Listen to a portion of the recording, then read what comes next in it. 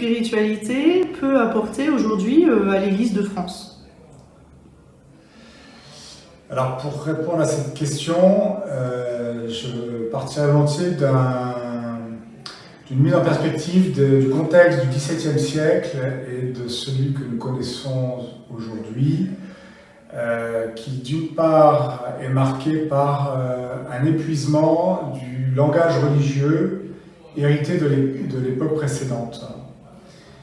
C'était le cas au XVIIe siècle avec la réforme protestante et toutes les questions qui sont adressées à l'Église, le Concile de Trente qui s'ensuit, l'époque également des controverses entre les catholiques et les protestants, à partir desquelles Bérulle, qui était véritablement engagé dans ces controverses, commence à élaborer une réflexion en puisant à une multitude de sources. Aujourd'hui, je pense que nous sommes également confrontés à un épuisement du langage religieux hérité de l'époque précédente. Le langage catho, globalement, ne fait plus sens.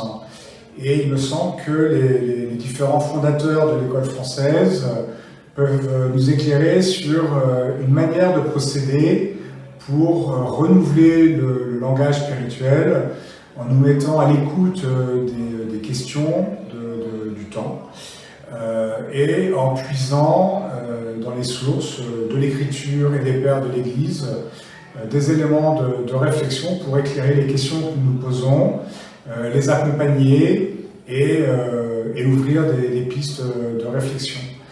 Et plus précisément, Bérulle, à travers la thématique de l'incarnation et finalement en réinterrogeant la formule de Chalcédoine, nous invite à nous demander comment s'articule l'humain et le spirituel dans le contexte d'aujourd'hui. Voilà. Donc c'est pas tant de l'ordre des réponses que plutôt une attitude par rapport à un contexte, par rapport à un certain rapport au monde, et donc un engagement aux côtés de nos contemporains pour transmettre ce que nous avons reçu, mais à nouveau frais.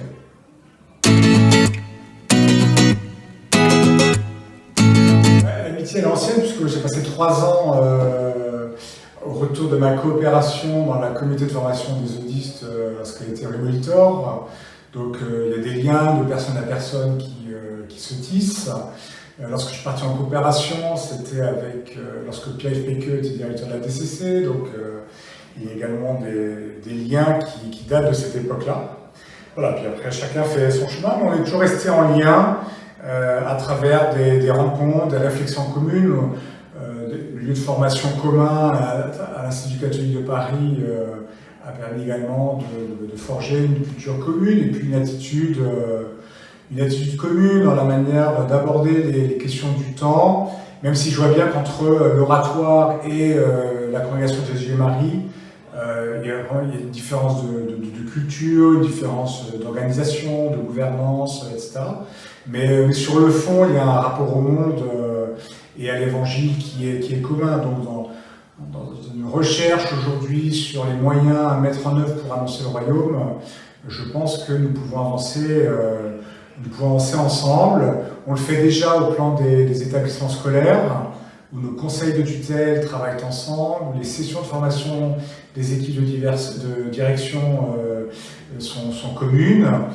Il y aurait à s'interroger au plan paroissial, et puis peut-être également un service à rendre à l'Église de France sur une interrogation portant sur la crise du ministère presbytéral aujourd'hui. Que ce soit la crise dans le recrutement, que ce soit le nombre de jeunes prêtres qui quittent le ministère peu après l'ordination, que ce soit les suicides de prêtres. Il y a un certain nombre de questions qui sont adressées à la mission du ministère presbytéral aujourd'hui, et il me semble qu'il serait intéressant d'y travailler ensemble.